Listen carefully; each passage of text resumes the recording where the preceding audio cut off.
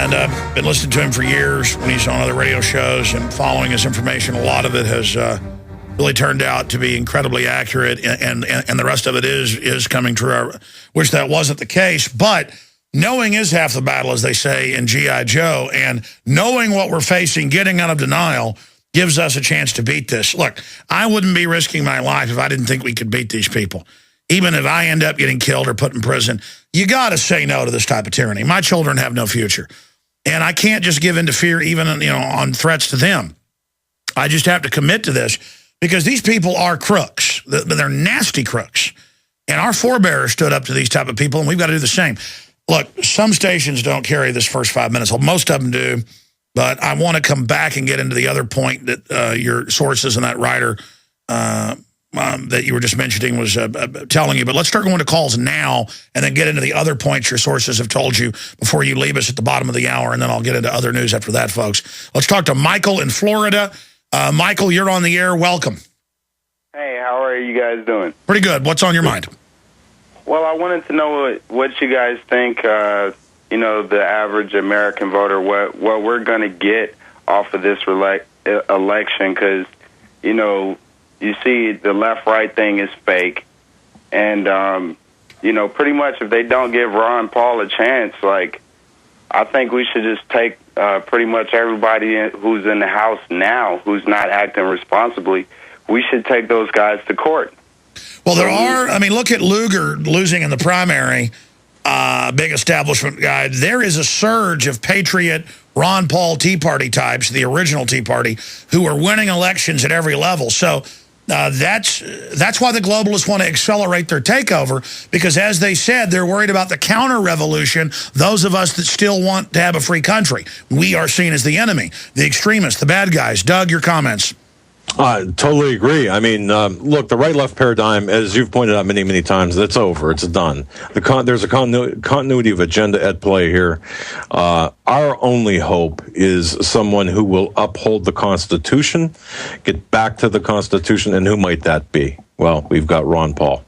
Well, you've got all these crooks in government who are connected to each other. If we could just start getting that information out, that's why they're arresting whistleblowers, and start indicting and imprisoning them, they'll all run like a bunch of rats leaving a sinking ship. Because when the corruption's this bad, you're able sometimes to just flip the switch and it starts collapsing even faster. But instead, they just want to take over. Yeah, indeed. No, you're exactly right. They act like cockroaches, in that case. And that's a pretty apt description, in my opinion. Well, they're able to operate because of all these good men and women and private society, citizens, police, military, who are compartmentalized and don't know the big picture. Doesn't make sense to them, but they still follow orders. But once we expose what's happening behind the curtain, then people go, oh, that makes sense, and then it loses its power. Look, I'm not trying to put a good face on this because this situation's dire, Doug, but I'm seeing an explosive awakening. What are you saying? Oh, the same thing, but I'm also seeing, there's still people that will just subject themselves to this unconstitutional search and seizure at the airports. This, they're grope-a-dopes. They're, hey, everything's fine. This is necessary to keep us safe. There's still too many of those people. There's still too many of the people who believe in the theater that's that we're being treated to. We've got to convince the people that this is not right, and not only convince them and educate them, but help them act, stand together. Look, we all have to. I use the example like this: one person at an airport says, "No, I'm not gonna subject myself to this. They're gonna get arrested." Half a dozen, it's going to become a news report. You get everyone, what are they going to do? They're going to back down. It was the opt-out. They knew people were going to say no that day. They didn't want to give us a chance to have a victory together because that would have built our confidence. So for a week, they stood down, showing they're powerless and that the terror threat was manufactured in that case. We'll be right back. I want to expound on that and then take calls. We are taking your phone calls here for Doug Hagmann. He's the director of the Northeast Intelligence Network with just sources all over the place in law enforcement and intelligence. Broken a lot of big news stories over there on their end.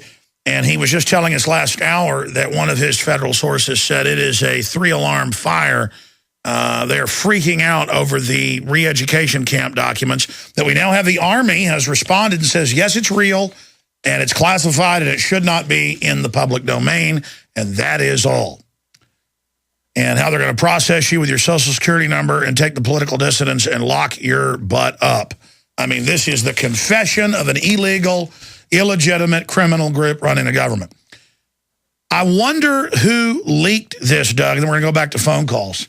Because I could, one level, I think they put it out to scare people, but on another level, they don't want people waking up. I mean, just like Obama said he didn't want the NDAA, but then he signed it, and then it turned out he had demanded the secret arrest provision. These are big wake-up calls for people. Exactly. And, it's kind of funny. I don't know who leaked that document, but I don't believe it was intended to be leaked just simply because, for example, on page 168, it gets into the vetting of religious leaders. I mean, this is some incendiary type language. Oh, yeah, I forgot that. It talks about fighting militias. Say that again, though. Vetting the religious leaders, which is the clergy response team. Yeah, in fact, my son had gone through this document with a fine-tooth comb, spent actually 2 nights going through this. And page 168, it talks about religious discussion groups will be offered to detainees as programs to educate them on specific aspects of their religion, to moderate them and to take the edge off of them. Yeah, that's Romans 13, which they admit the feds use, and say it's of the Lord, take the shot, let us take your kids, it's of the Lord.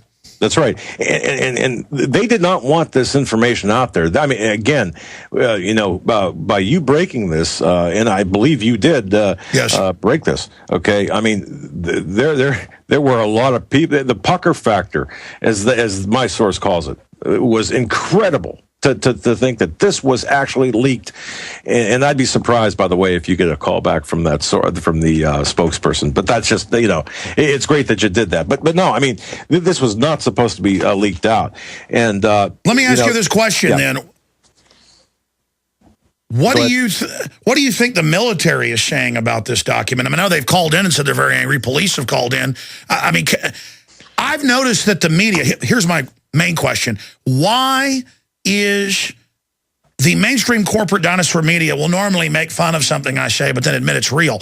I've noticed complete silence on this. It is deafening, and it's really showing me just how many even alternative groups out there are controlled. The fact this is real, it's admitted it's real, and no one wants to touch it. Well, simply because it's indefensible. How can one defend against this document? There's just no way to coherently engage in any type of coherent or legitimate defense. So why not just forget about it? Why not pretend it doesn't exist? The American people have a great way of just forgetting about everything. As long as American Idol is on or whatever show of the night is on, we can forget about this. And of course now, with that underwear thing, that brand new underwear scare that we got, well, that gives us something different to talk about. That legitimizes the TSA, perhaps takes the attention off of this, or it'll be something else. But again, I got to tell you, this document was not supposed to be leaked. Well, we need to force it out into the media, and now that the Army's responded and admitted and has said, yes, it's real, we have got to get people discussing this everywhere. This is a big issue. Yes, it is. Let's go to Gonzalo in Michigan. You're on the air. Go ahead. Hey, what's up, you guys? Just like to say, you really make me laugh a lot, Jones, when you do your impersonations. It's really hilarious when when it comes down to all this serious type things. And DHS has been rolling around my city in their little white SUVs, thinking they're all bad with the little triangles on it and stuff. And I just once they bring them checkpoints down here, to me it's on. That's when it's on. When they start groping people like this all in the cities, and I know they're doing it already in other states, but to me that's when it's on. And people out here are so brainwashed, they won't even save water. I tell them to, they can't afford to stock up on anything. Stock up on water, and they still won't even do that. And it just really makes me sad. Well, you've got a lot of the public scientifically mesmerized and drugged out of their minds, and I really feel sorry for them as this collapse accelerates. But I appreciate your call.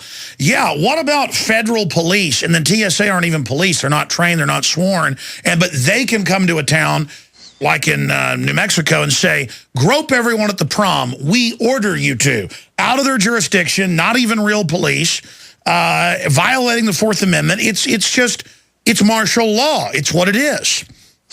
The TSA workers are not, as you point out, they're not commissioned law enforcement officers. In every state, there are programs that you must take to become municipal police officers. State police is a little bit different.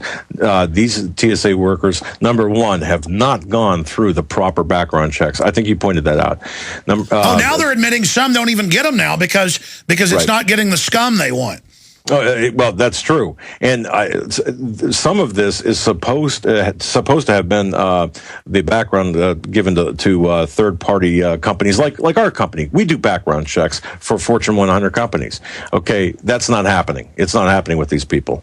But Alex, if you can indulge me for a minute, one thing I did want to get to about this when I was talking about Gina McLeod and Canada Free Press, she had given me some information that dovetailed with some information that my source gave me concerning Fast and Furious, that being a potential problem for this administration.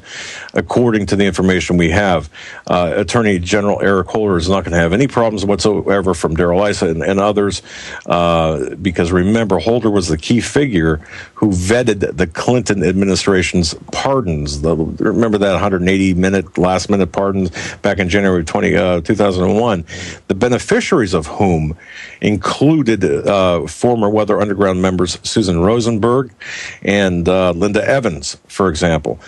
There's debts owed that are not going to be paid, or that must be paid. Holder holds some chips, if you will, and as a result of that, ICE is not going to take them out.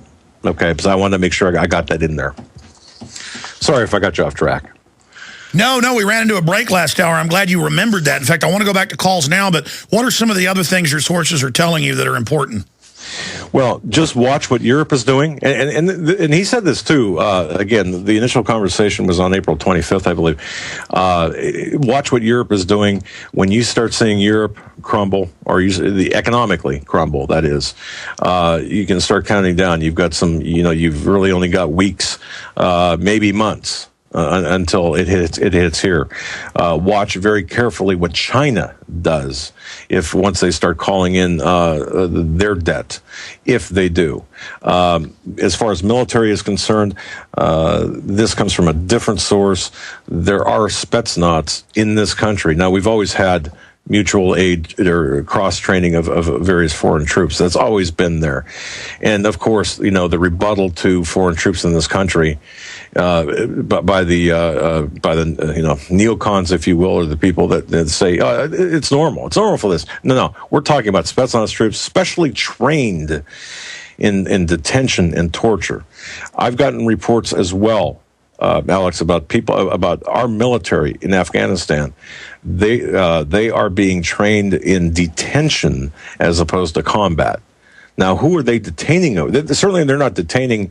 It's a catch and release status over in Afghanistan. But according to the information we have, the training for detention is to be used here in this country, and our troops are being desensitized. Well, that's what the document states. I mean, I've read public Army documents where they say all these wars are laboratories that they can then deploy domestically. It's just total treason. Brian in California, you're on the air. Welcome. Oh, hey, Alex. Hey, Doug. How you doing? Good. Well, I just wanted to bring that up. I've read reports about Russian troops actually exercising in Colorado at the end of this month. No, that's mainstream news. That's in CBS News, and people still don't believe it's real because, that's not possible. Right, and that dovetails obviously then with a nice NATO meeting that's going on in Chicago, and don't forget the G8 being in their hardened bunker there at the Camp David. It would be interesting to see maybe if some of those troops actually got left here, and that dovetails maybe with Joel Skousen's prediction that, Russia and China, the sneak attack that's predicting for the United States. Sure, he's predicting that down the road, though. But, I mean, expanding on that,